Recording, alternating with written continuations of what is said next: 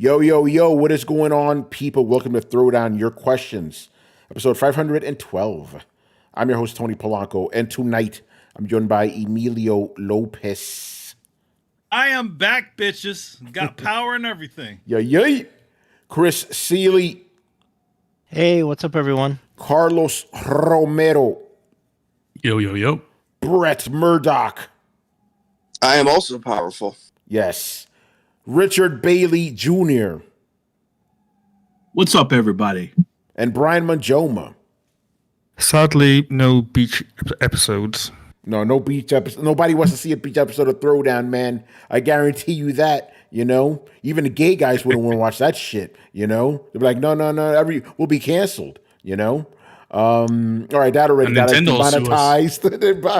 Nintendo, Oh, man. All right, we are back with another one, question show. Didn't get a lot of questions this week. So if you have any questions, let us know in the chat now. If not, this will be a very short show, which is fine. Let's get into it. Well, this first question, it's a doozy, people. Heavy, Jay Shep. I'm not sure of everyone's age on the panel, but for the gamers in their late 30s and early 50s, my man really went out there. You doubled it. Yeah, are we? Although, Manny, you and I are going to be getting closer to 50 next year, bro. Oh, yeah, man. Anyway, I'm not sure of everyone's age on the panel, but for the gamers in their late 30s and early 50s, we harder to please than the younger generation of gamers because we've seen every story, mechanic, and gimmick possible. We constantly complain about gaming while the games that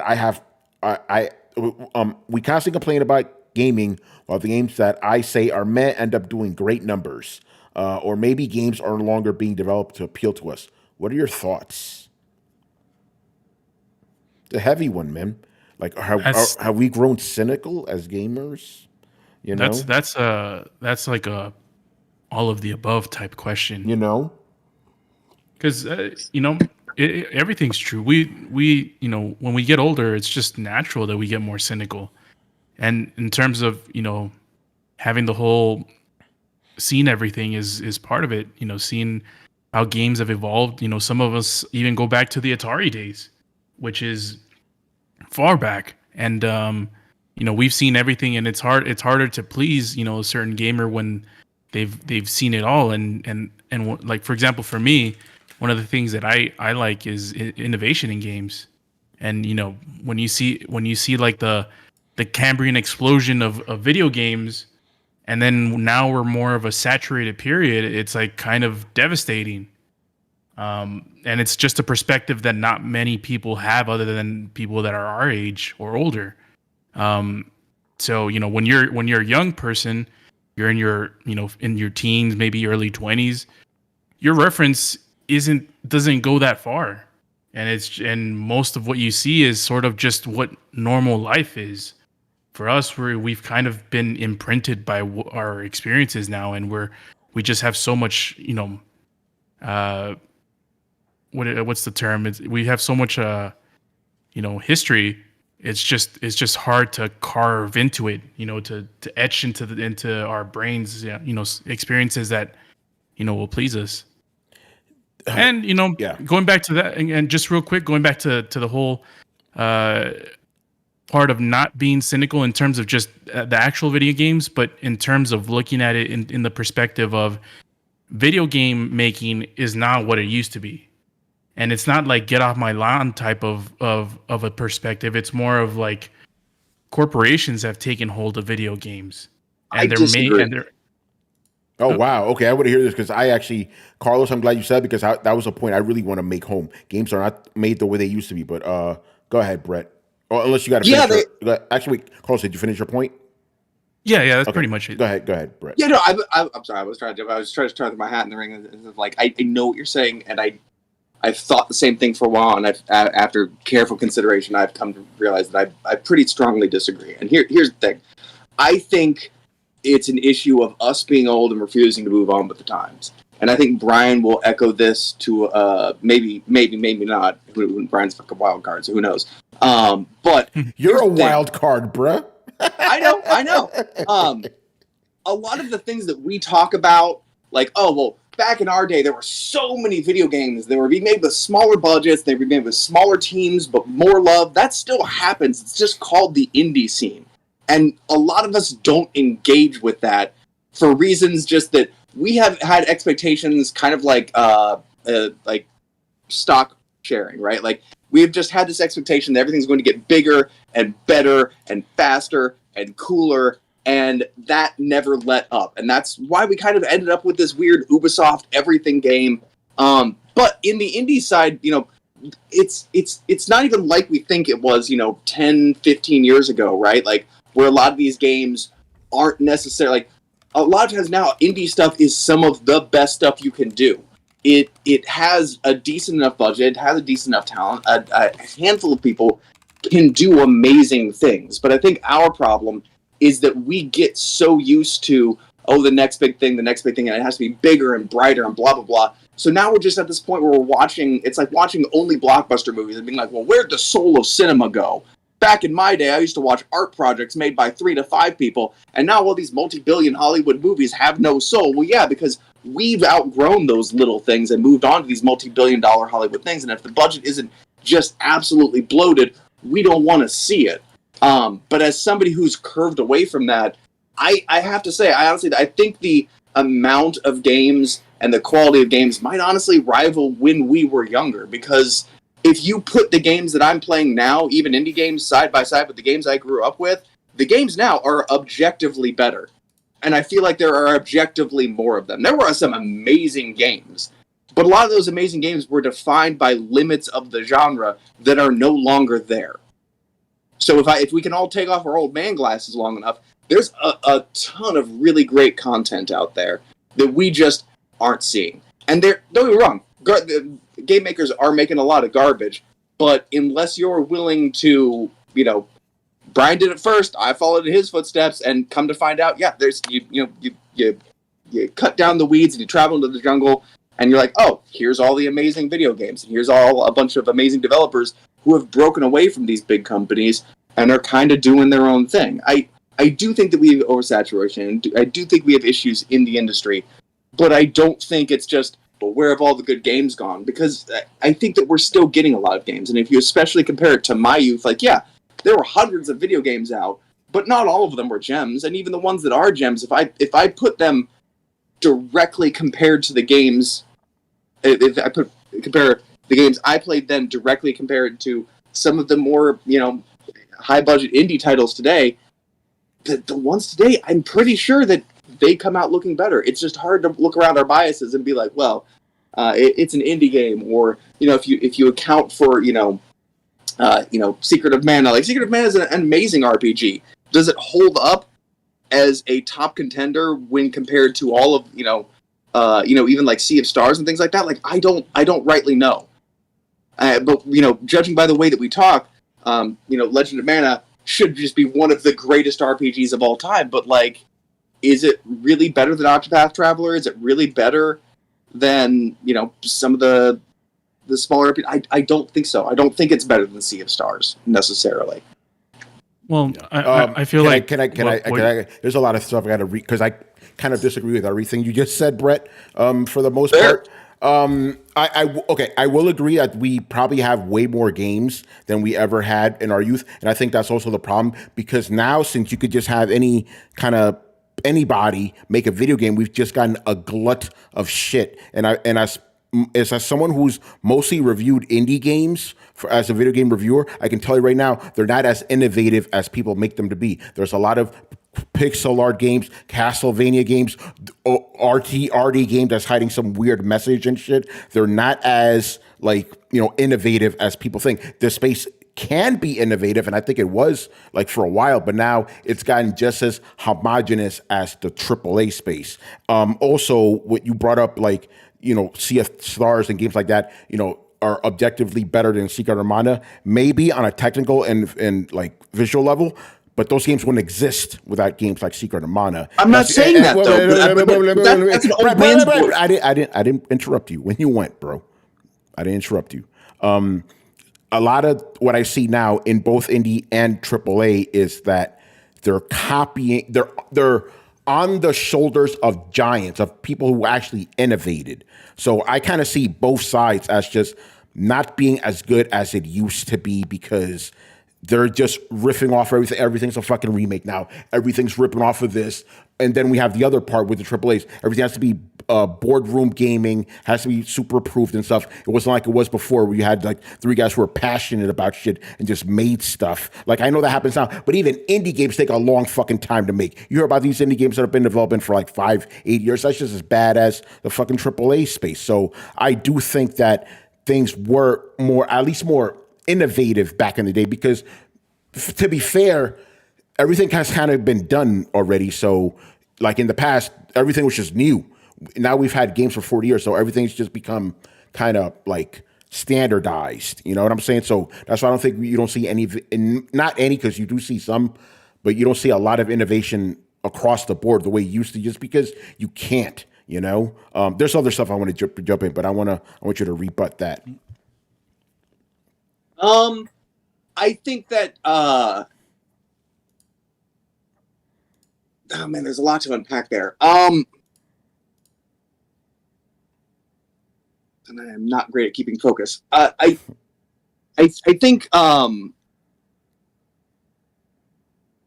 sorry, could you kind of touch bit on those points again? One of the main ones is that indie games are not as innovative as people make them out to be, because a lot of them are just ripping off the same fucking genres. How many Castlevanias have you seen? How many pixel art ones have you seen? How many Art Nouveau games with weird messages haven't you seen? Or plot twists? A ton. You know what I'm saying? There's more. A ton. I'm not saying like, and there is a ton of garbage in there too. Don't get me wrong. But I think that there's more innovation there than you are seeing in the AAA market space for sure.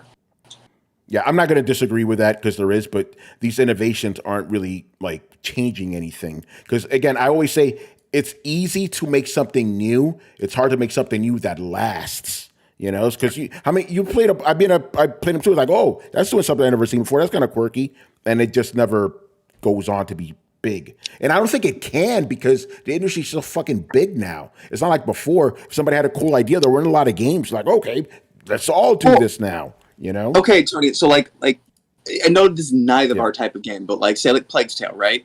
People fucking loved Plague's Tale. Got a ton of awards. Not like a game I've played that I can think of exactly off the top of my head. It's built of elements that seem kind of familiar. Sure, it's got some escort quest kind of thing going on. And I don't think it's built out of innovation, but I think it's a neat thing. And I see a lot of games kind of like that. What I'm saying, I guess, is I think that we are kind of in an echo chamber of diminishing returns, right? Where I'm like, okay, if I only like the things that I like, and they stop making as many of the things that I like, if I don't start to like new genres, then I'm going to, have things taken off the table. The big thing of this is, Tony, one of the big difference between you and I is I've seen the brand new invention of like survival and building as kind of genres that have opened up. I've seen video games in the last decade that didn't exist that now are a thing. So, I mean, I kind of have to call that. Yeah, and I think I'm glad you bring those up, because those are two genuinely like innovative things that have happened in the last 10 years. I'm not going to disagree with that. Survival has become huge, so much that it's even trickled into other games that aren't survival. That's how you know something is innovative, Yeah, that started in the indie space. Yeah, of course. Yeah, go ahead, Carlos, go ahead. But I mean, like something like DayZ is already 11 years old, so it's like,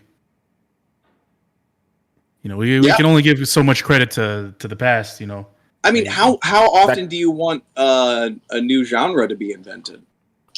Yeah, that kind of proves my point that more and more we're just riffing off the past instead of coming up with something new. But I also don't want to use that as a cudgel, because it is very difficult to come up with something new, and it's going to keep getting harder the longer this industry keeps going. It's like cooking, man. Like it's about remixing the same old things into something new, right? Yeah. Like you can't tell a new story, you can't draw a new picture, you can't do a new thing, but you can kind of redo it in a way that hasn't necessarily been done before. And I'm not saying, again, I want to make it real clear. I'm not saying that like indie space is the holy grail that saves everything. I'm just saying like we find ourselves in a space where we limit the new things that we are trying and then don't get as much of the old things as they used to have because there's just not as much of a market for it. And so we inevitably find ourselves with diminishing options unless we're going to intentionally expand our horizons. Yeah. But, you know, to that point, because, you know, the one of the questions was like, are they not making games for us? I think there's some truth to that as well, because it's like, okay, you could expand your horizons, but what if you don't like those horizons? Not everybody can like everything. We have been outnumbered by like the gamers from 1980 compared to gaming as a whole. Like, we're a small sliver of the pie now. Of course, they're not making things directly for us. We used to be the whole industry. Now we're a small percentage of it. That's just how things work. Yeah. Yeah. No, I agree with that part. Were you going to say, Carlos, if you had anything to add to that? But if not, Manny, I would go ahead, and then Manny could go after Carlos. I just completely disagreed with Brett's point about the point, not the actual. You know, like the whole thing about games being better, like Sea of Stars than Secret of Mana. Yeah, that part I wholeheartedly disagree with. It's like 30 years of hindsight. You know, it's tough to just even compare that. But no, see, that's the thing, and that's kind of my point. That's the old man glasses that you guys are not taking off. You're like, well, you gotta remember, you gotta keep in mind. No, you don't gotta remember. Yes, you do, because you have to remember where these things came from, man. See this thing. If a 9-year-old is coming to sit down today and is seeing both of these games for the first time, they don't have to think about 30 years of history. They don't have to think about where they came from. They just have to think whether the re-release of Secret of Mana is as good as Sea of Stars. That's all they need to think about. Everything else is through our old man glasses, and not everybody has those, is my point. No, I get what you're saying, but like, at the same time, you know, and I'm glad we're kind of talking about age here, because age does play a factor. I'm not going to expect the 9-year-olds to know this stuff, but when a kid's like 12 or 13, I expect them to know, especially if they're going to be a real gamer. It's like, you got to know your history here. It's funny. I actually had this kind of little bit of this conversation on Twitter. It was about, I forgot what it was. Basically, I said, I don't understand how you can be into some form of entertainment and not at least understand the industry and history around it. Like, to me, you're not good. But okay. And I think that's how I know that's how most people are. But I don't operate that way. If I get into something, Brett, I need to know everything around it. You know what I mean? I mean, like Casablanca, Tony. Huh? That shit's that Casablanca, the movie. But I know about it. But I know about it. I know the history of the movie. I know the impact it had on the industry. Why? Because I like movies. Understand? So it's like I can't just be like, okay, how can I call myself a movie fan if I don't know at least the general history of the movie industry? That would be can know the general history, but that doesn't mean you like Casablanca. No, it doesn't. But you're just focusing on one thing. I'm talking about you should at least know the grand picture.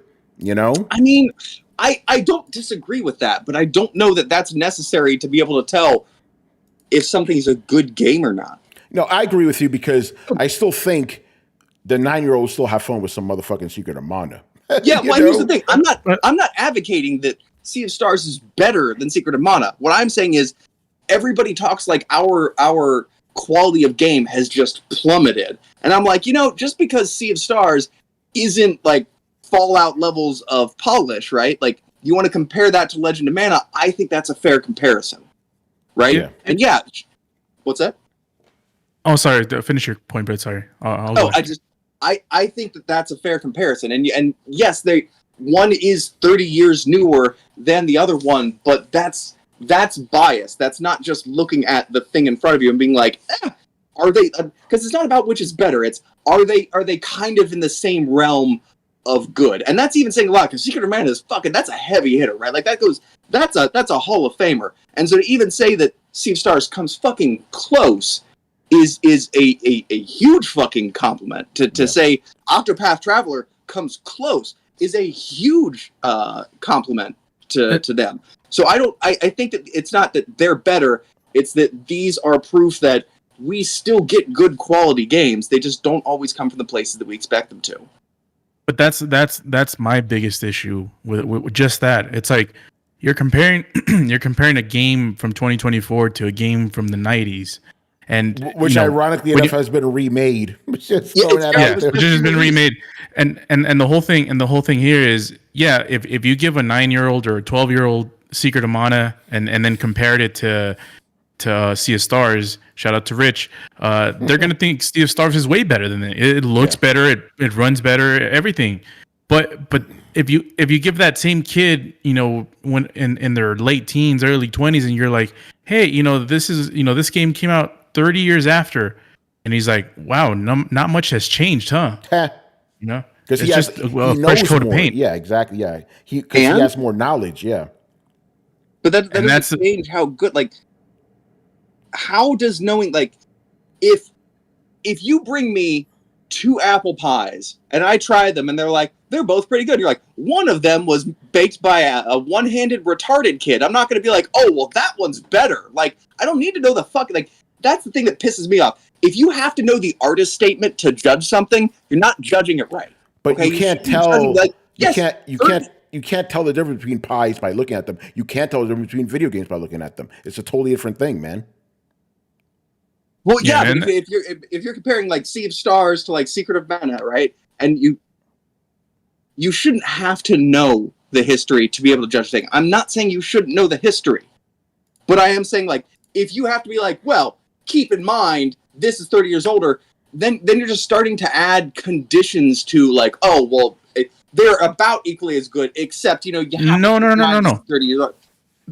That's what you don't get, Brett. We're with you.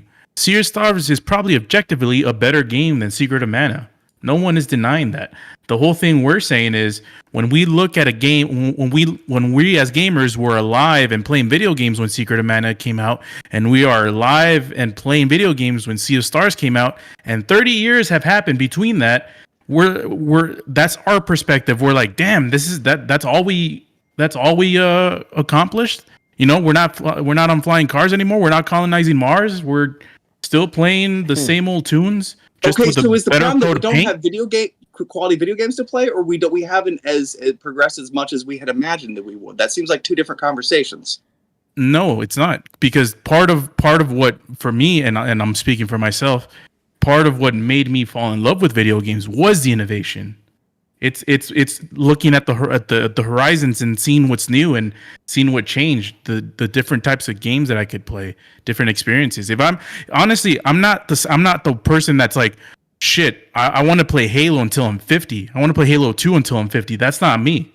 I don't want to play the same game for the next 20 years. Honestly, if we keep getting the same games, even if they're still good, then I'm done with video games. I don't really care. I mean, but have you broken out of your comfort zone and tried anything new? Yeah, I played indie games. What they're different? Like, what have you played that's kind of a different type of game than you normally play recently? Let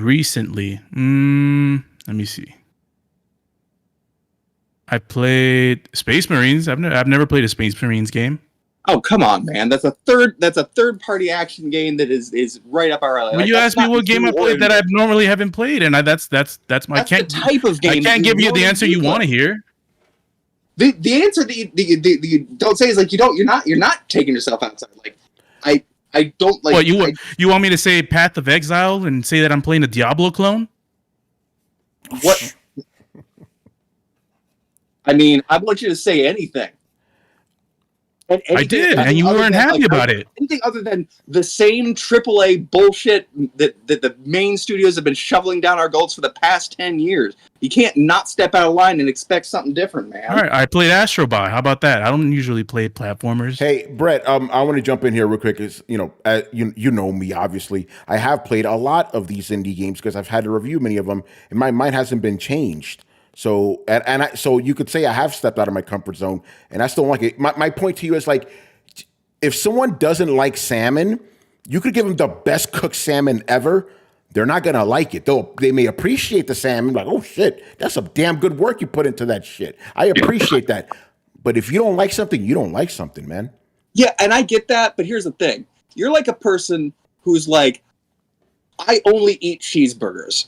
And in 2024, there's less places that make cheeseburgers than there was in 1980. So since I only eat cheeseburgers and there's less cheeseburgers now, they just don't make good food anymore. It's like they make good food. They make all kinds of new good food. It's just not cheeseburgers. And since you've decided that you only want cheeseburgers, yes, your menu is getting more limited. It absolutely is. But that doesn't mean that food is getting more limited. That's a huge thing. What about the quality of the burger? It's like, hey man, you used to have this really great cook. The fuck happened? Then you got this new guy. He's not really doing that much. That's kind of the way I feel. You know what I mean, Brett? I'm like, okay, like I like my burgers. When I get a good burger, I'm happy as fuck. But you got to get a good cook because these burgers ain't as good as they used to be, bro. You know, as a matter of fact, no, fuck that, man. Hold on. I remember when I was a kid, Pepsi tasted way better. What the fuck? I still like Pepsi, but they ain't giving me the Pepsi I want. They're giving me this bullshit instead. You know, I got to go this Mexican shit, you know? Anyway, sorry, Brad, I had to go off on that. Where's my motherfucking Pepsi? I mean, that's a great example. You got to get the Mexican shit now. You got to look a little harder and get something different.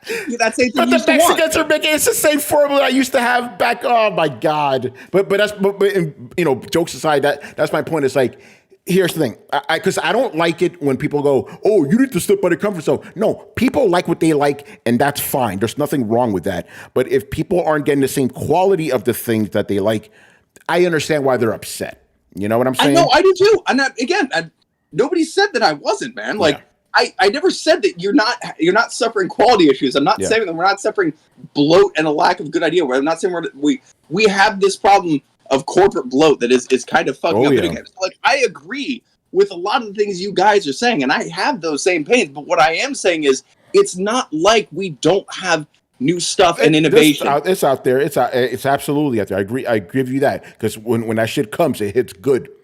It's real good. You know, think about it like this, man. Let's just be honest here. These Soulsborne games that we're playing, right? They're not really innovating that much, but they're fucking good. They're the chef that makes the good shit you want. Yeah, you know? But I mean, like, how many of y'all played Sifu? How many of y'all played Stray besides Manny? Yeah, I have played those, and they're good, but, you know, not my thing. Tony, here's the thing with you, though. Know? Like, specifically for you, you're a bit of an odd duck in that you enjoy budget. You enjoy spectacle. I do. So you are always going to like the blockbusters. You are the guy who, as long as they spent $300 million on it, you're probably going to be a happy guy. Unless it's Dragon Age fail card. Yeah, exactly. Yeah, but that's the thing. It's like, yo, the restaurant looks nice, but what's up with this fucking food, bruh? Yeah. You know, but Brett, that's my point. It's like, I played Sifu. I've played a little bit of Stray. Cool games that are objectively good at what they do. Just, they're not going to wow me at the end of the day. You know what I'm saying? Yeah, and I get that. And I'm not talking shit on anybody, but I know. I'm sitting there, I was like, you know, I've branched off into indie games. I've branched off into other genres. I'm still like, I'm still eating good. I know that there's still a bunch of great content that still gets made, and a lot of it even is different. You know, it's you know, a lot of it's like battle royale shit that we're not fucking interested in, but it is still fucking content. It's still content that gets a lot of players. So I don't know so much. It's that content is there. It's just that, you know, our tastes are a bit fucking antiquated, and they're starting to cater less and less to those every single year. Yeah, I'm not saying I don't think you're wrong about that. Because obviously, and remember, we're old heads, man. We've been around since this industry practically started. So obviously, our tastes are going to be different than, you know, a 9-year-old playing Fortnite or my nephew playing fucking Roblox. You know, well, I can't get that motherfucker to play no Sonic the Hedgehog, which is weird to me. You know, and that goes back to my point, and I'm pretty sure now that we all talk through it, Brett agrees with us. It's everything. All of it is perspective. All of it. Yeah. I mean, Brett, I'm pretty sure there's people that fucking love Diablo 4. Brett doesn't, and there's a reason, and a good reason why he doesn't love Brett 4. Have you heard what he said? He said he's the best Diablo 4 player, like, or something. That motherfucker is. He apparently is, like, objectively. Yeah, no, he actually is. He fucking cleared like this fucking super hard content with a world record. Like the dude can legitimately flex. He is a top tier Diablo player. That shit shine. Like, motherfucker, aren't you making rockets and shit? It's amazing. All right. Yeah, go ahead. Yeah, please. Yeah, please. I'm not going to dwell on some arguments being made, but I do see the arguments from both sides, and it does make sense. But then also, okay, firstly, I really like this question because everyone seems to have a very different angle to it and very different answers, which is fantastic. And my angle is I've been conditioned on all those tech demos that at this point have not come true. Because how many times have we seen some Unreal demo or some PS2 demo, some PS3 demo where they were like, oh yeah, you can do all these things now with this cool new tech. And then obviously that never happened. So hence just like, okay, let's wait until the next generation when they have more power to do it. And then next generation comes, they have more power, but yet none of that ever materializes. And then it loops again, you know? I mean, like the closest thing I have played to that Gears of War demo on the 360 where they were like, oh yeah, you can have all these characters on screen and look how amazing it is Space Marines 2. You know, a PS5 game. So, and the PS5 is, what, how many times more powerful than a 360, you know? The 360 had 512 megabytes of RAM. You know, like that. I don't think you can buy a phone that has less RAM than that. I don't think you can buy a watch that has less RAM than that at these days. So living in that type of world where those were the expectations being set and it really gets met. I mean, destructible environments. We still haven't got, in my opinion, we still have not gotten a game that has better environment destruction than Battlefield 3. Every other game has kind of just been either slightly as good or just nowhere near. Even Red Faction, the ones that that one. Even that game, you have such amazing destruction, and games now don't even have a fraction of that. It's just embarrassing, and you're just left there wondering why. You know, we have the power. Again, these consoles are way more powerful than they've ever been, but yet we're not getting any of that. And to me, that feeds into why I'm just not overly happy with most games. It's the expectations set by the industry has not been met by the industry, and hence, is it my fault for like wanting them to meet the expectations that they set, or Cyberpunk?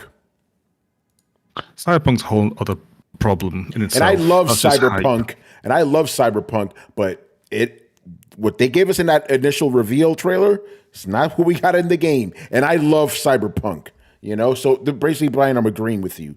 They're giving us these expectations that they don't meet. Basically, the whole industry's become watchdogs. Oh my god, yeah. Anyway, continue. Now I'm really upset.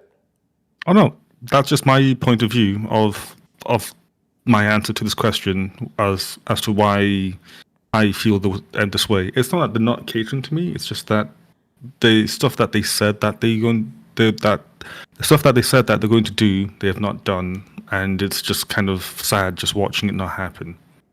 Yeah. Anyway, Manny, get in here, man.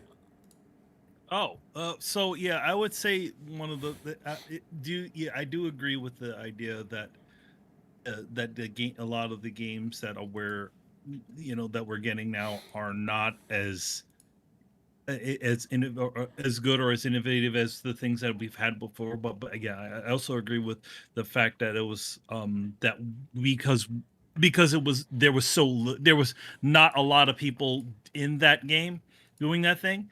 And then also I would also say to add is also the speed of things, where you could innovate and you could do all these things a lot quicker, get these things out a lot quicker and not have to kill yourselves to make these things. Okay, there's for as much as Capcom or Square Enix and stuff like that had put out in the old days, not all of those things were amazing games, But the thing is that they didn't spend a lot of money on it, so it's like, all right, move on, boom, okay, we got this one, all right, let's do a sequel to that.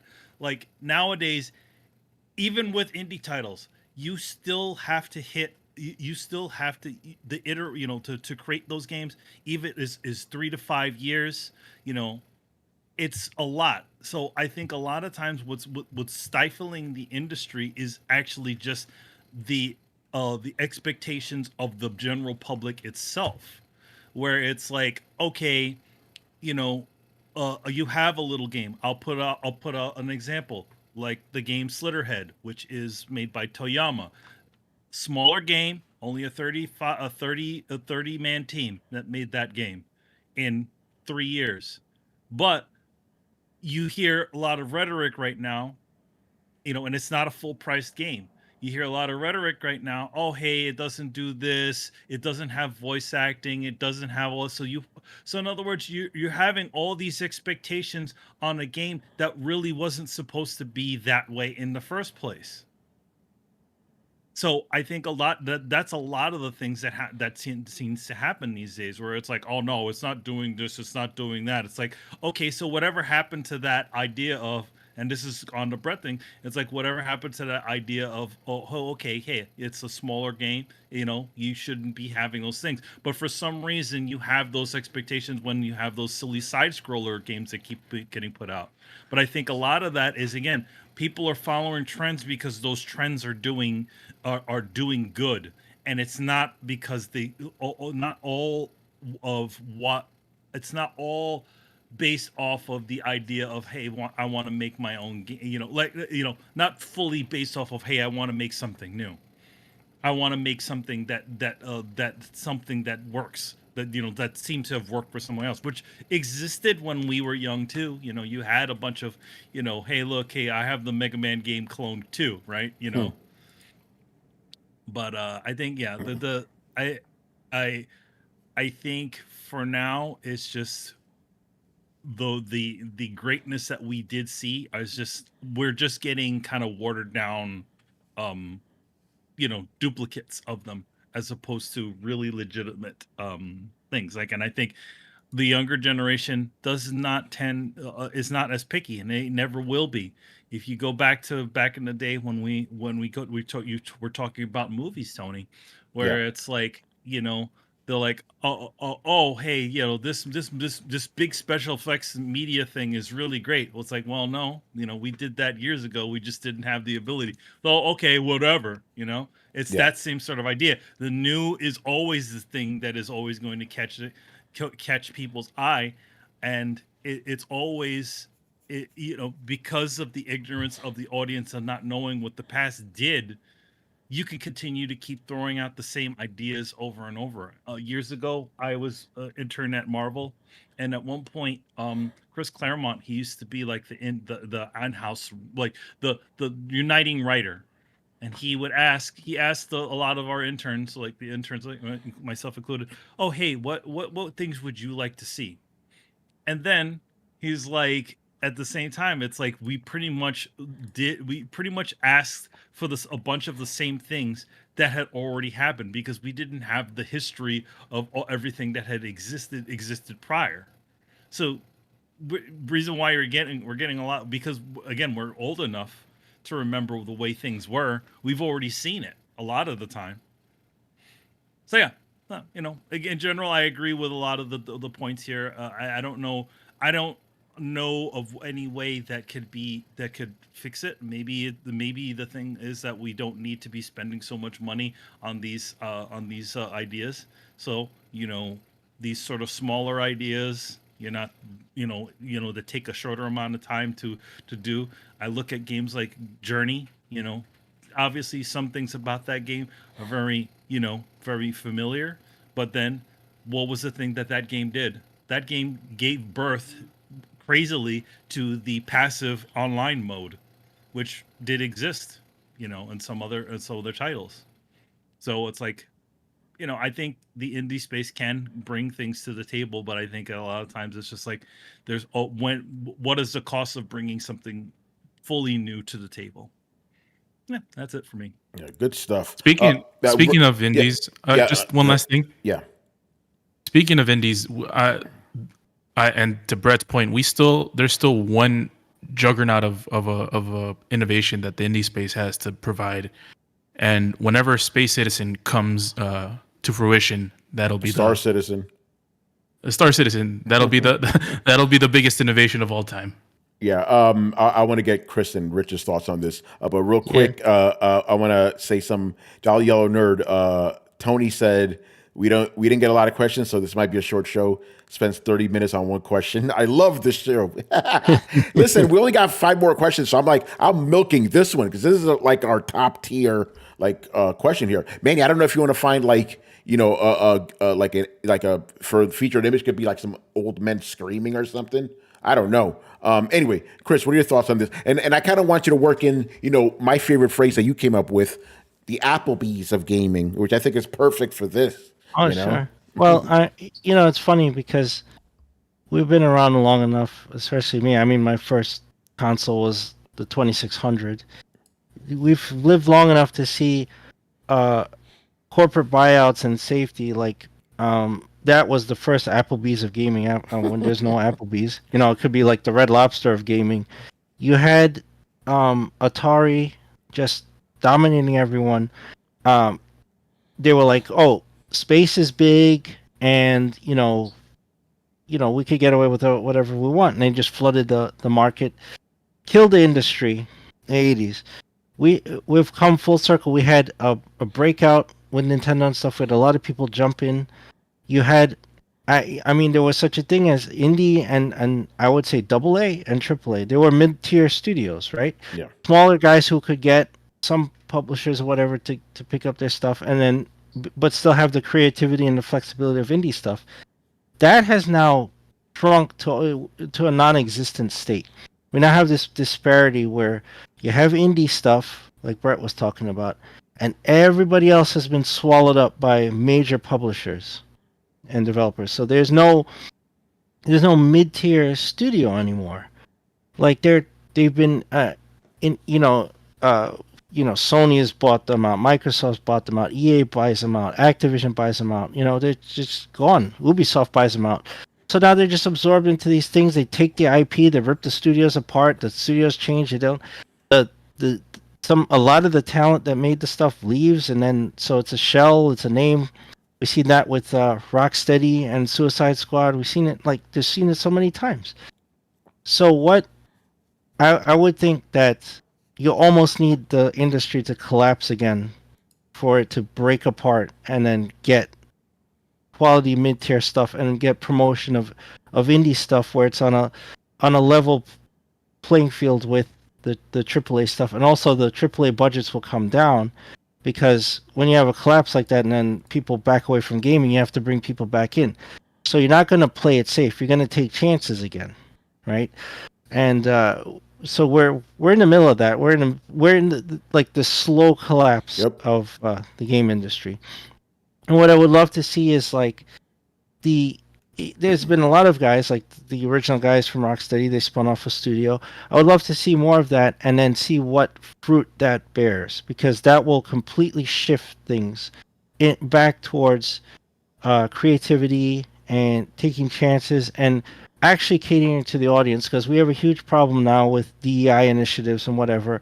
We're not catering to the audience. They're not looking for aiming for center and getting the most sales. There's too much activism in a lot of titles for it to be profitable at all. So we see it with Dragon Age. We see it with Concord. I mean, Concord got destroyed in 10 days. Yeah. That bullshit. And a live service game that was supposed to have years of content and DLC and season passes, whatever, 10 days, dead. Hundreds of millions of dollars down the drain. And I'm here for it. I want that shit to stop. The budgets need to get in check. There needs to be smaller scopes with higher turnaround, so there's more stuff for people to play and sample.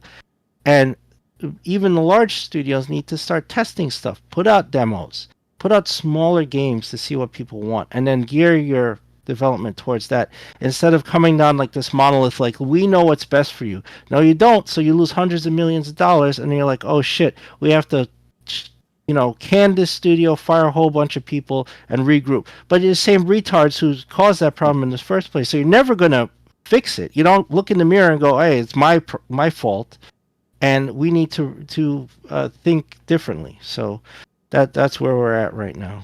Yeah, no, that's a great point. And don't forget, my other favorite, which is also indicative of other industries, where you get some publishers, developers telling you, oh, if you don't like it, don't buy it. Okay, people aren't going to buy your game, then your studio gets shut down. Yeah, that's smart. All right, and lastly, before we move on to the other questions, Rich, what's your take on this conversation? Well, first and foremost, this has been a very entertaining and a heated discussion. I think everyone has made some great points. I have a couple of thoughts that are a little bit different from what has been discussed. So first and foremost, while I do like the question, the mention of early 50s, look here, bro, I'm not anywhere close to 50 years old. So please, I'm in no rush to turn 50, so I have to start off by saying that. So here's the thing. I'm currently in my 40s, early 40s. I don't, I've played a lot of games, but there is still quite a bit of things that I haven't really played in terms of the past.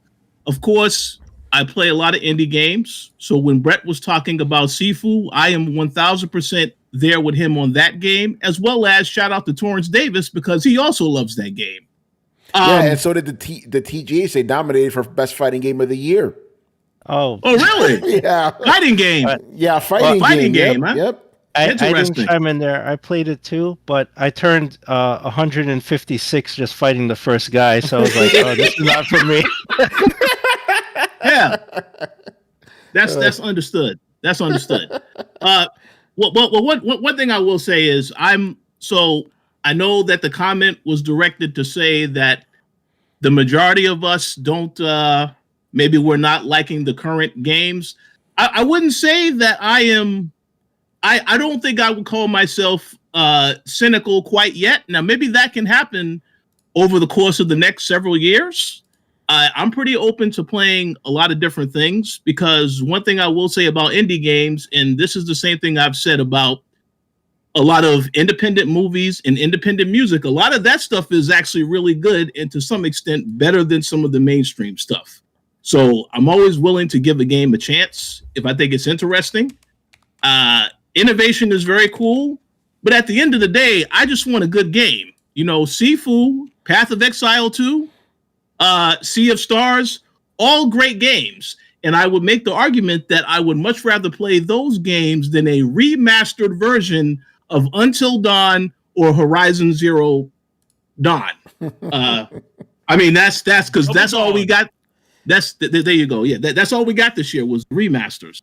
Yeah, I mean, we've gotten a lot this whole generation. Anyway, go on. Oh yeah, absolutely, I agree.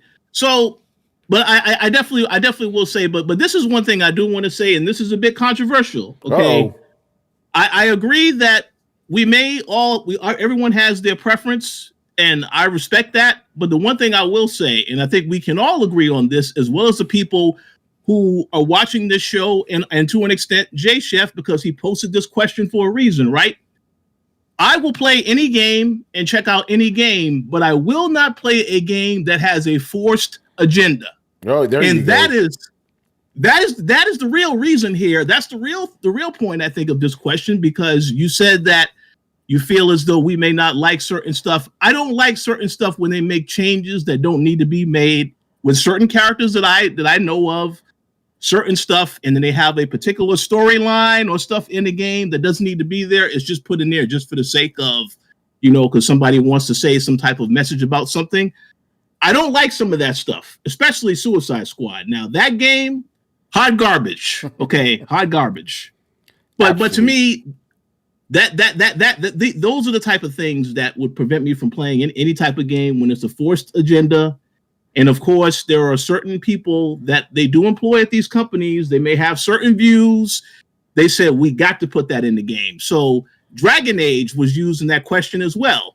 I have no comment on Dragon Age, the fail guard, because I won't be playing that garbage. I will say I am definitely concerned about Mass Effect. If this same team is working on Mass Effect, yes, this is cause for concern. And then that may be the time when I may become very cynical and I may have a lot of negative comments. So stay tuned for that, ladies and gentlemen, because it might be coming. Yeah, he's gonna sound like me and you, Carlos.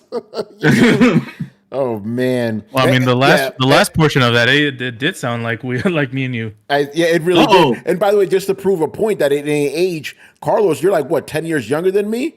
And we both feel the same fucking way. You know? So, is that really about age there, bruh? All right, good question. Oh, go ahead, man. Go ahead. One last thing. Yeah, I would say for at least for this generation, for myself, I wouldn't say it's that bad, but I would also add that I don't play games at the speed that everyone else does. Yeah, you play your own pace. I play. So in other words, I still have Wukong. I still have Stellar Blade. I'm playing Slitterhead right now. Like, these are obviously all old game. At least the first two are all considered old games. So, I mean, what's taking up my time? Really, it's really just playing the games that we do. So, I feel like in that sense, it's like it's not that bad for me. But I think people who are just kind of looking for banger, banger, banger, banger. I feel like it just doesn't. It's not. You're not eating that good. You're not eating that good because you have the expectation of everything coming out, and you're playing things in a week and then not. And that's it. You're playing things in a shorter time, and then you're just like, okay, give me the next hit. So that's mine. Or you play one game and then you don't play another one for months because the bangers don't come. There's that too. Yeah, I mean, right now I don't have anything. I don't need anything to come. If something does come, that's fine. But again, I have the ones that I'm gonna be playing, and that's about it. So I don't know. Yeah. All right, move on. Good stuff. And yeah, like I said, we didn't get a lot of questions, so I wanted to ride that one out. So I knew that was going to be some good discussion. Another one from Mr. J. Shep. This is what we kind of talked about before, or I've said, my theory on it, but we're getting a question about it. And the Syrian Air Force asked the same question too. Will there ever be a version of Xbox Game Pass on PlayStation or Nintendo that's limited to Xbox exclusives? Maybe. Who knows? Because I think that's the only way Xbox Game Pass could work on other systems. Like, for example, if Xbox Game Pass was on PlayStation, it couldn't have third-party games on it because it would eat into Sony's profits, right? So it would only have to be Xbox exclusives. That's the only way I could see it working, if it ever happens. I'm not sure if it could, but who knows? If they go full software, maybe that's the route it's going to take. Xbox Game Pass, just got Xbox exclusives, and that's that. I like to make a comment on this. Very interesting question. My answer to that question: Xbox games are already on PlayStation and coming to PlayStation, so why do they need Game Pass? That's a good point. Indiana Jones is coming. I'm pretty sure in the future you're going to hear something about, oh yes, Halo and Gears. So once that happens, there's no need for Game Pass. So just bring all the Xbox games over to PlayStation. Yeah, that is true. It'll probably sell more copies that way, because PlayStation guys are already used to buying games. That's a good point. Mm-hmm. All right. Anybody else want to jump in on that? I agree. Yeah. Yeah. Again, we've kind of talked about this before, so not really much more to say. All right, move on. Mob Hits got 2 questions for us here, man. Has the recent PlayStation Portal update that allows for cloud streaming of select PlayStation games be a game changer? I don't think so. There's nothing game changing about it. That shit should have been on the fucking thing as soon as the goddamn thing launched. Yeah. You wait till how many months later? Has it been 6 months? No, it's been a year, later? dude. It's been a long time. It was a year for them to figure out how to get it to run to be able to run those things on there, and that you don't need to have it paired to a fucking PlayStation in order for it to run. Stupid shit. Yeah, and Come remember, on, you're limited to like whatever games are on the PlayStation collection, and you need to be a premium subscriber to play those select games. So I don't understand how it could be a game changer when you're not getting the full PlayStation experience. And Manny, I just double checked now.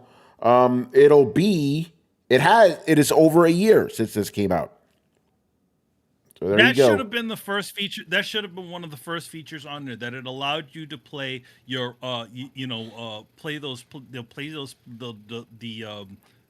PlayStation Plus games like that. But then again, it's like you release this all internet dependent console, and you don't have that ability on top of there. Yeah, it's stupid. It's stupid. Here's the thing, they made it slightly more usable now. But yeah, go ahead. Yeah. It doesn't even the stupid what was it? No, okay. You can't actually play games on like your PC, the remote PC games on there, right? Like on PC, like in other words, you can't play. You can't use PS3. remote play on. You can't use remote play on that thing, which is stupid. A fucking iPhone is more useful than this thing, you know? Yeah. Come on, guys. Like iPhone with remote so many play, things you know? Yeah. You telling me you got this? Yeah. It could use remote play on its own. Like, come on, guys. It's simple stuff. If you're making this all digital, all internet console, make sure it's all doing the things that it needs to do to be able to make it attractive to people that are interested in that stuff. Again, you shouldn't need to. The idea would be, you shouldn't need to have your fucking PlayStation on all the way at home in order to play some of these games. That's what it should be. Yeah. Anyway, it's not a game changer. It's just shit that it should have had. You know. And to be honest, the real shit it should have had, and a lot of people, when some of the modders were doing that thing, they got that shit to play some actual games. Yeah. Like the actual on the hard drive. That's what it really should be. It really should be the successor to the PlayStation Portable. And then what you should do with it is, let's say you can make this silly thing about a little bit stronger than a PlayStation 4, and it plays all PlayStation 4 games, and it plays all the previous generation stuff, and you can do your silly remote play bullshit with it. Yeah, but the thing is, you can't even play games locally on Yeah, and that's the thing. That thing should be playing games locally, and if it doesn't play, obviously it can't play a PlayStation 5 game, but it most assuredly can play a PlayStation 4 game. So why not make that make the PlayStation 4 era of games the handheld era of games? That's better than whatever the Switch has got. Yeah. You make a console, you make a handheld that's about as strong as a PS4, or maybe a little bit above. Plays PlayStation 4 games, and then there you go. The and first you don't feature. Need to spend a budget. Yeah. You don't need to spend a big amount of budget to make those things. You can keep spitting those things out, but I don't. But hey, the PlayStation Portal did well, so we're in that world now. Yeah, it did. It did. Crazy enough.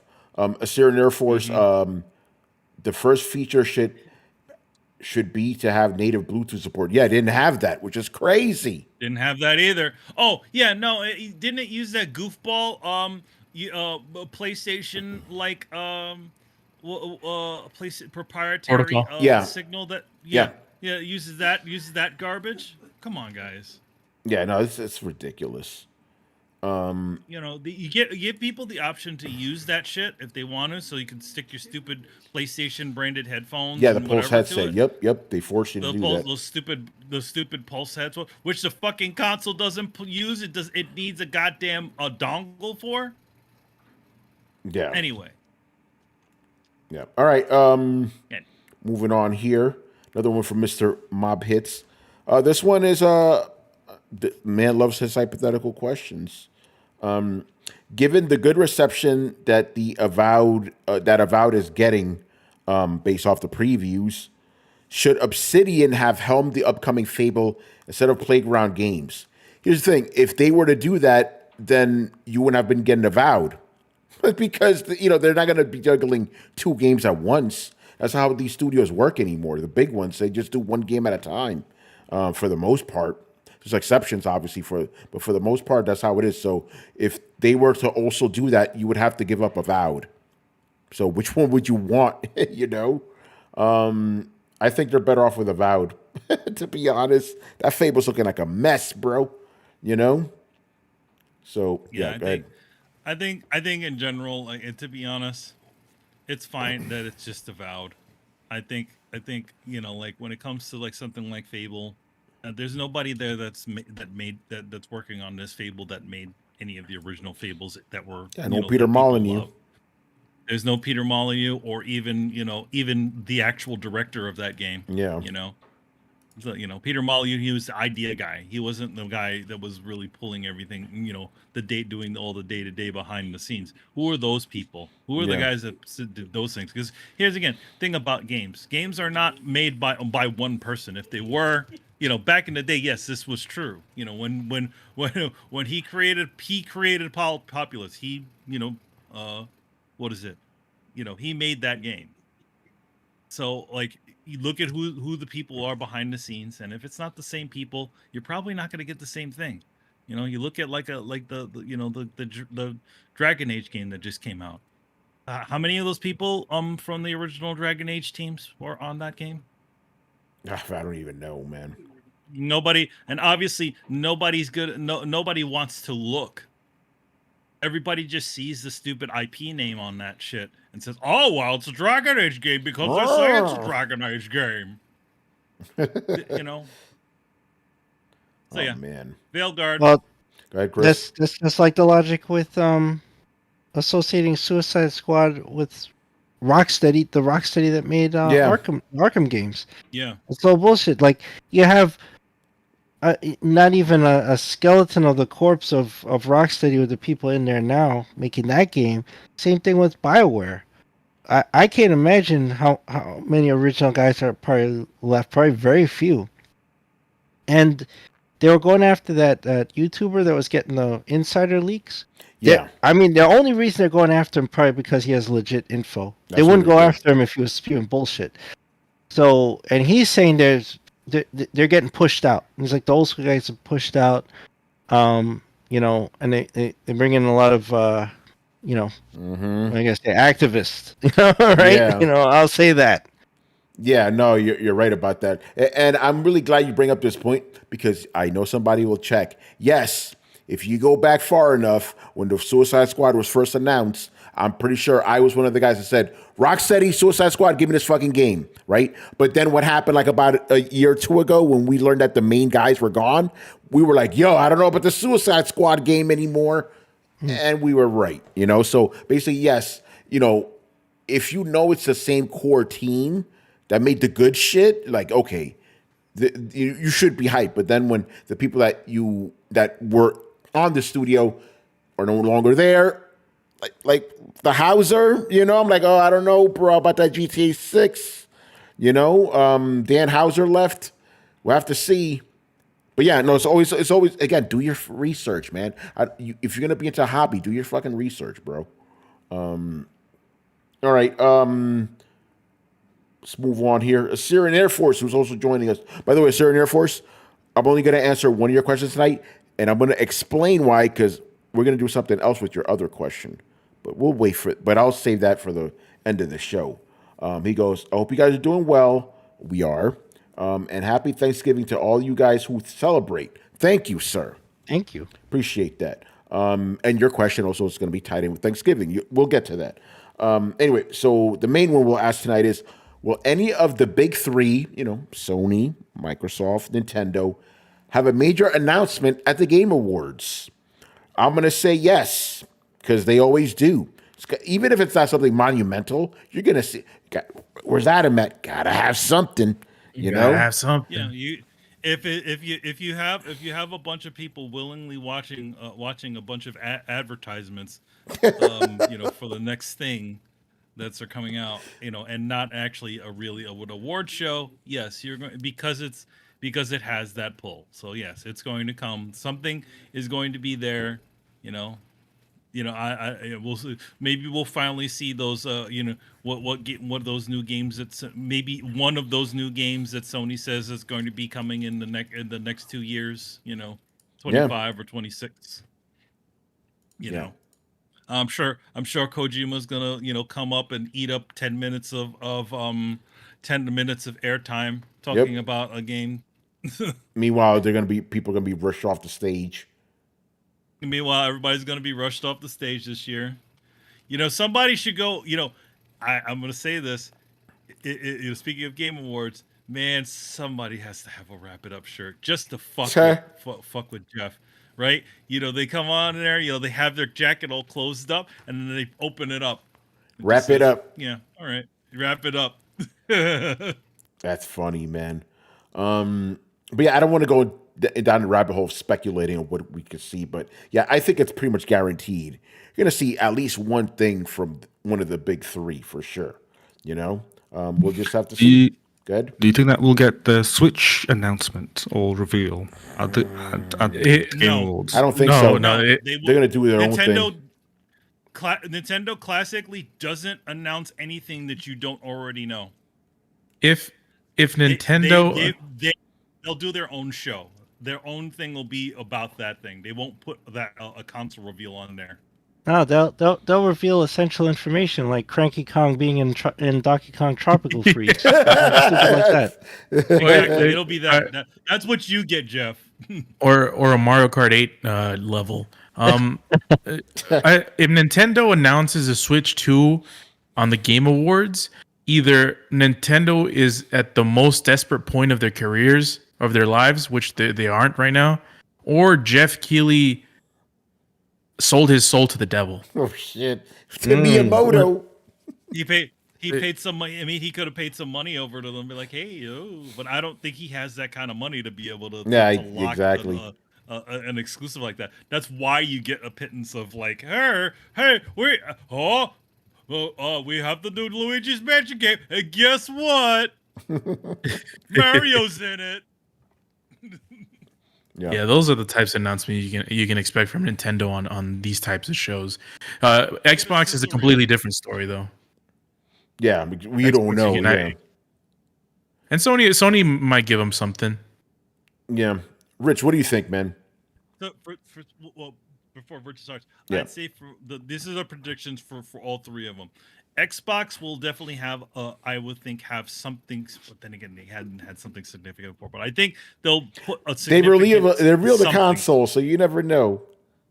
They reveal the console. Yeah, I think they think they have a big title that they're going to be announcing there. Maybe you will probably see something from something. Sony, I think there'll only be one or two things, but I think there'll be things that we sort of already know. Like things that we've, like I said, I think a Death Stranding 2 thing is going to be in there. And I think maybe something else. Just more information. And then I would say, what was the last one? Nintendo? Oh, Nintendo's just a sizzle reel. And then, a cheesy information. Like, hey, we did this. Okay, you already do that. Stuff like that. Yeah. All right, Rich, get in here, man. What are your thoughts? All right, so my first answer is yes. All three will have something major to say. As for Nintendo, since Metroid Prime is nominated for anticipated, they got to show some more of that. I would imagine they'll show that, and they'll get more details about when it's coming in 2025. And like you guys said, whenever they announce the Switch successor, they will confirm this game is coming to that platform. That's for Nintendo. For Xbox, I do feel as though Microsoft, this is supposed to be a very big year for Xbox next year, 2025. They've already announced Avowed is coming out in February. You have South by Midnight, and then of course Fable is supposed to come out. So I would assume they are going to show more Fable. Maybe they'll announce some release dates. And I do expect them to announce a new Xbox title that will be called Xbox Tax. So there you go. And for Sony, Sony, once again, they have said multiple times that 2025, that's when they're going to start to expect to release more first-party titles. So probably we'll see more of Ghosts of Yotai because, once again, that is nominated. So they have to show some of this stuff because we're going into a new year. I would imagine they'll say something about that. I will say, as for Death Stranding 2, I 1000% expect to get a release date at this show because obviously that game is not going to win most anticipated. We all know that if Jeff could move mountains, he would get that to win most anticipated game. It is not going to win anticipated against Monster Hunter and GTA. It's not happening. So at the very least, to hook his boy up, release date for Death Stranding 2. That has to happen. Because right now, for Sony exclusives, the only game that we know is coming out next year, Ghost of Yotai, no release date. So they have to start talking about this stuff because we're going into 2025, unless they wait until the very last minute and they start talking about stuff. But that's just my thoughts. Yeah. Anybody else want to jump in on what the big three might or might not show at the TGAs? It's a tough one because again, it's just guessing and just trying to basically will things to happen. But I think Nintendo will show nothing of excitement. Maybe announce some sort of RPG type thing or some sort of Mario related thing, or even Sonic related thing. Since there's a Sonic film soon-ish, right? I'm not sure. Or there was, I don't remember. So yeah, next month. Sonic related. Okay, so I'm certain it's something Sonic related. Makes sense. And Xbox, I'm guessing that they'll reveal what one of the other studios has been working on. So maybe something new. It probably won't be that exciting. And Sony, I'm guessing that they'll just do the usual stuff where they'll announce something that won't come out for a couple of years. Yeah. And maybe some Ghost of Yotai stuff.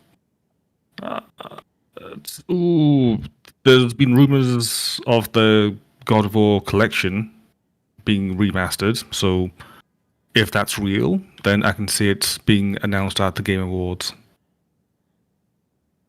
And that's about it.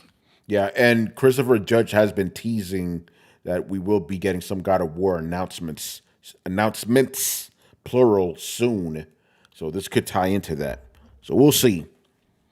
Is he nominated for anything? Maybe he's got a speech that he wants to nominated for longest speech. You know, that confirms that's going to happen because he burned Xbox at that last speech. So yeah, sounds good. So his category is best ongoing speech. Yes, best ongoing speech. There you go. And we all know the Game Awards is not above creating That's right. categories and then You already dumping know. them the following year to get these things in there. It's all about the prestige, Manny. You know. All right, man. We have one final question. This one's a sponsored question. A very generous guy called E-Man Land. Thank you for sponsoring Mob Hits' question.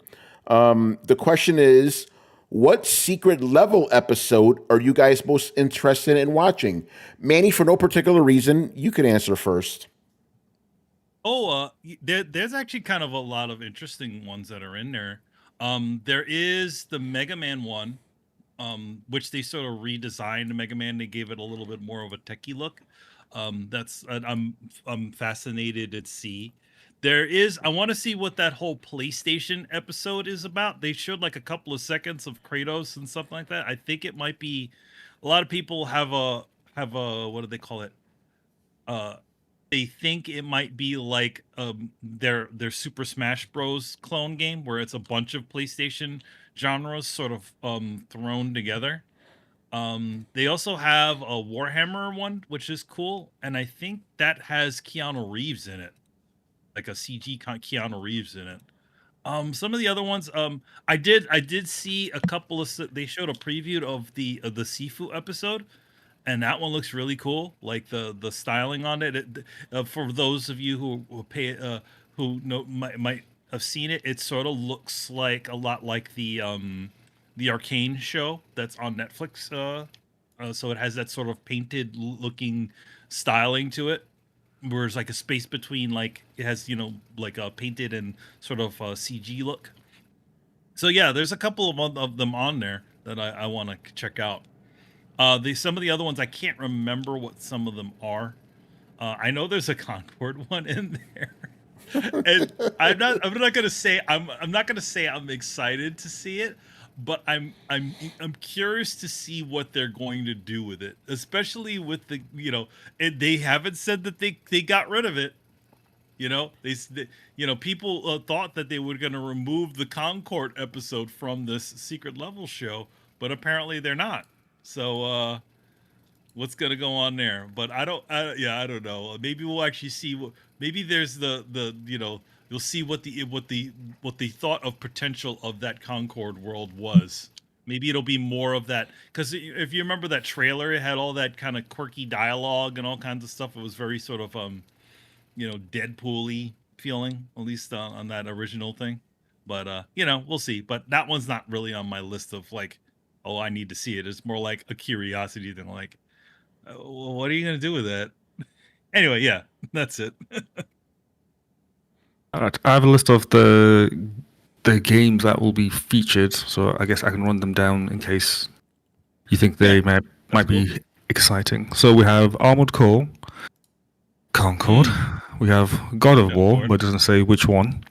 Crossfire, Dungeons and Dragons, Exodus, okay, Honor of Kings, Mega Man, New World, Pac-Man, and then just says PlayStation. So okay, Sifu, Splunky, The Outer Worlds, Unreal Tournament, and Space Marines 2. So. Yep. A healthy mix. I just find it funny that the trailer that they announced, they said all your favorite game titles, and Concord was there. Yeah, Concord was on there. Dude. Yeah, all your favorite game titles. I mean, that may be Richard Bailey Jr.'s favorite title, but not for the rest of us, Absolutely not. That is the show. That particular episode, I know that our very good friend Carlos and Chris, they are the ones looking forward to that episode. Yes, that was made for them. Got my TiVo. Yeah. It's all gonna be on Amazon. And to be honest, you remember when I can't remember who said Christopher Judge has an announcement to make. I'm guessing that's what the announcement is. If there's a specific God of War episode, it's not going to be classic God of War. It's going to be the previous one. It's going to be, it's going to be the most recent one, the one that's in everybody's memory currently. So, yeah. All right. It's not going to be Zeus! Yeah. Okay. For those of us who don't know anything about the show or have any interest, what is this about? Like, what is this? You're muted. Not long ago, the creator of this show did a show called Love, Death, and Robots, which was a Netflix shorts feature. Where in other words, he gathered together, because he owns a company that creates video game cinematics for games. He's done it for years. A lot of those awesome, really cool cinematics that you see in trailers and stuff like that. This is the director of the first Deadpool. His company they even created that leaked footage of Deadpool. Where he was in the car. That was his company. Anyway, Netflix got him at one point to do this series of these series of shorts that also take advantage of a bunch of different studios that have created video game cinematics, CG companies, animation studios to do their own little stories. So this show which is sort of like an extension of that, which was for Amazon, which they take. It's the same idea as Love, Death, and Robots, a bunch of different companies that make, furnished stuff for video games. But now they're actually doing, new shorts based on these video games. So that's all it is. It's like, just a fun little romp through a bunch of familiar video game worlds that he's sort of went through. And that's about it. No harm, no foul. Just like, hey, look, just check this out. And that's it. What is it? Is it live action CG animated? What is this? It's from what I think it is, like from what I know it is, it's mostly just mostly just CG, mostly CG features. But they also haven't showed all the little tiny shorts that they're going the shorts that they're going to be doing. My guess is they're all going to be about 30 minutes long, like an episode of a TV series.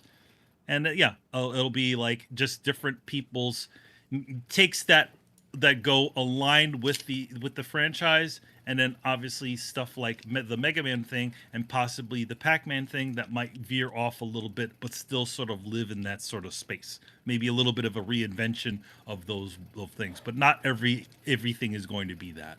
And then just like in Love, Death, and Robots, there was also a famous actor involved, which is Keanu Reeves. In this one, before it was Michael B. Jordan for Love, Death, and Robots, where it was like it was an interesting half and half that they were doing, where it was some of it was live action, some of it was CG, and it looked, they kind of went back and forth. It was pretty well done. So I'm not sure if they're going to do that with that Keanu Reeves thing, but he's in it. But yeah, I'm looking at the cast here. It seems pretty stacked. Arnold Schwarzenegger, his son, Kevin Hart, Laura Bailey, Keanu Reeves, like you said, Gabriel Luna, Ariana Greenblatt. Now it's a bunch of people no one's ever heard of. Okay, so I didn't know. I didn't know Arnold was involved. Yeah, Arnold Schwarzenegger and his son, Patrick. What's the deal with his son? Is he? He's an actor. Yeah, he's in this guy. He's actually in that Boys spinoff show. Oh, okay. Yeah. All right. It's not the one. It's not the Hispanic son, right? No, the Hispanic son. No, this is his son from. Because yeah. Yeah, it's the Kennedy son. Because I was thinking because he did have another son from when he was with the housekeeper. Yeah. No, it's not him. So it's not the Hispanic son. Yeah. Is anybody else going to watch the show? Go ahead, Rich. I just want to make a comment. This is just my personal opinion. I read when Brian said the list of the games based on. I just want to say I'm disappointed that there is not a Cyberpunk. Yeah. Short on this list. This shit, but yeah. Yeah. Well, the thing about it is because CD Projekt Red is developing their own Cyberpunk things. In fact, you guys might have missed this, but not long ago they already expressed that they're going to be doing another Cyberpunk show. Okay. Oh, okay, that makes sense. Yeah. So they already CD Projekt Red seems to have their own like thing. Like they have their Witcher like animated show. They have a couple of other things that are already in the pipeline. So that's probably the reasoning why something like a Cyberpunk didn't show up on there. Yeah, Gotcha. That makes sense. Yeah. I'll be watching it, Tony, because I think I really love Death and Robots. I thought season 1 and 2 were really good. They have some really good stories. Like most of them are like about 20 minutes, 30 minutes long, and they're able to do them back to back. Yeah, are able to get out like some really good stories in there for such a short time. So there'll always be like one or two that's like, oh yeah, that's like really stand out. Reminds me a lot of the Animatrix, like that type of anthology type ideas. So I thought that was great. Yeah. Or if for you anime heads, Robot Carnival, Yeah, just with CG memories. instead of Mm-hmm. Yeah. Well, in the original Love, Death and Robots, everything, any type of animation was on the table. There was the stop motion, there was 2D animation, there was CGI, so it was a bit of everything. Again, like in this case, they haven't actually shown previews for everything that's on there. They just showed titles, so we'll see. Yeah. I'll say this: if they have something that's actually animated, maybe I'll watch it. But if it's just like that Arcane show, I'm good. I'm not watching CG poor shit. I don't think it's only going to be Arcane. Again, like it's different. It's the idea is that it's different takes on, it could also, again, it could be a stylized CGI. It could be something else. So I think I like that they're not all just sticking to like hyper realistic stuff. At least I'm hoping, that they're not going to be. But I think, I think it'll be a fun romp. I don't.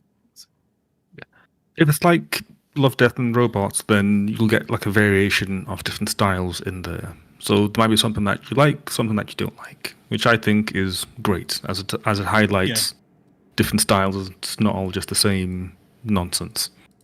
So I think this is the part where we all just turn to Tony and say, Tony, don't watch it. Yeah, I'm already not interested. I don't see the point.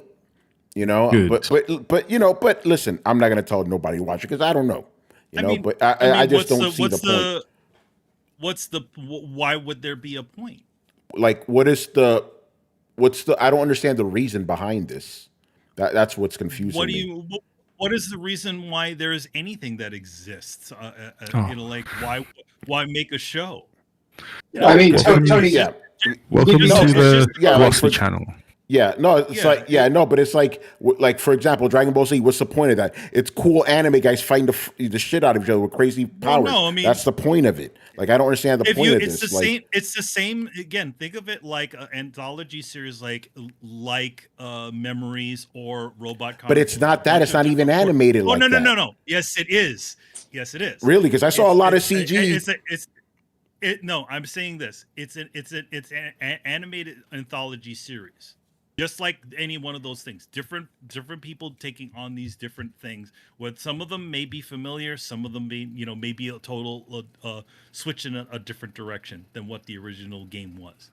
That's all it is, Yeah. And and then they're not making a movie. They're just making a little episode. Hey, this is something here. Cool. Move on. That's all. Is it like a showcase of what?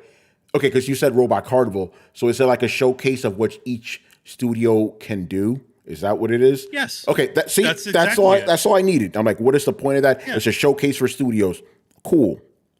There you go. That's it. And again, this guy has been known for making these really cool pre-rendered cinematics for trailers and video games and stuff. So it's a bunch of these different studios handling these sorts of ideas. So it's like, what if you took that awesome cinematic, right, and actually made it into a full narrative instead of just a snippet that just shows up when you complete a level?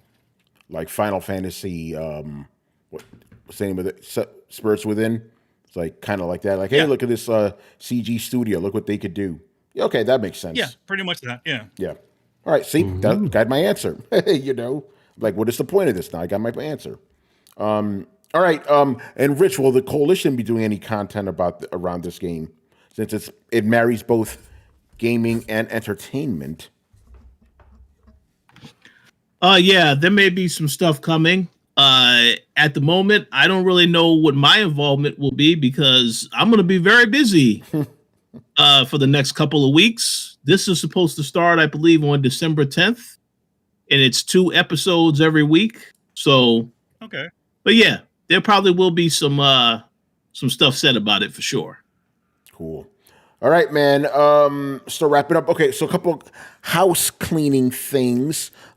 We will be doing the Thursday show on Wednesday because of Thanksgiving, which is what we usually do every year. But one thing that we're doing this year that's a little different, because for whatever reason, the way the stars aligned, we need to do an extra, like we have to do a week of filler, kind of, so the numbers align for like the episodes and stuff. Because the last episode of the year has to be episode 515, and if we were to do things like the way we normally do, the last episode would be on the night of the Game Awards, because Game Awards changed shit around this year. Normally they're the first week of December. Now they're the second week of December. Throws us all off, you know?